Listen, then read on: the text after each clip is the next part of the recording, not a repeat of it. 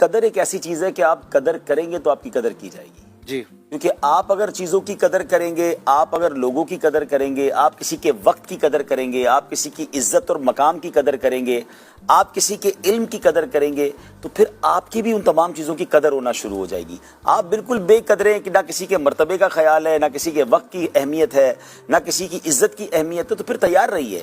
پھر یہ معاملہ ہی ایسا ہے کہ آپ یہ وہ خزانہ ہے کہ آپ خرچ کریں تو آپ کو ملٹی پلائی ہو کے ملتا ہے۔ آپ لوگوں سے عزت سے پیش آئیں، دنیا آپ کی عزت کرتی ہے۔ لوگ کہتے ہیں نا میری کوئی عزت نہیں کرتا، مجھ سے کوئی پیار نہیں کرتا، تو پہلے چیک کریں آپ کتنوں کی عزت کرتے ہیں، آپ کتنوں کا پیار کرتے ہیں۔ آپ دیکھیں ماشاءاللہ ہم اپنی سوسائٹی میں دیکھ لیں کہ ہمیں ان لوگوں سے آٹومیٹکلی پیار ہو جاتا ہے یا ان کی عزت کرنے کو جی چاہتا ہے جو ہم سے بڑی عزت سے پیش آتے ہیں، جو ہمیں مسکرا کر دیکھتے ہیں، ہمیں ان کے سامنے مسکرانے کو جی چاہتا ہے۔ اب جس کا ہر وقت منہ سوجا ہوا خود رہتا ہے اور کہ مجھ سے میرے سامنے کوئی مسکراتا نہیں، حضرت پہلے آپ بھی تو مسکرائیں۔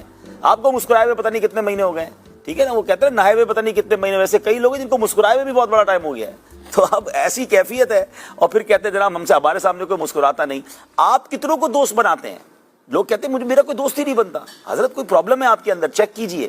تو یہ قدر کا جو فارمولہ ہے نا، ایکچولی یہی ہے کہ جو جس کی قدر کرتا ہے اس کی قدر کی جاتی ہے۔ وقت کی قدر ہے، صحت کی قدر ہے، بہت ساری اپارچونیٹیز ملتی ہیں۔ بعض اوقات آپ کو زندگی میں، کاروبار میں، نوکری میں موقع ملتا ہے، اور عقل مند وہ ہوتا ہے کہ اس موقع کی قدر کرتا ہے، اس پر کام کرتا ہے۔ لیکن وہ بے قدرے لوگ ہوتے ہیں، چانس ملتا ہے پھر بھی اس کو کچھ نہیں کر رہے ہوتے، پھر بعد میں پریشان ہو رہے ہوتے ہیں۔ تو بس یہی والی بات ہے، اور اس کا بھی میرا خیال ہے یہ وہ موضوع ہے، یہ وہ صلاحیت ہے جو قدردانوں کے ساتھ بیٹھ کر ملے گی۔ خدا کی قسم جو امیر اہل سنت کو قدر ہے نا لوگوں کی، ان کو ایک ایک اسلامی بھائی کی قدر ہے، بلکہ وہ کہتے ہیں تنکے کی بھی مجھے فکر ہے۔ اچھا صرف واقعی تنکا تو انسان کے لیے کہا نا، ان کو واقعی تنکے کی بھی فکر ہے کہ اگر جناب کہیں جہاں کچرا نہیں ہونا چاہیے وہ وہاں کیوں ہے، اس کی بھی فکر ہے۔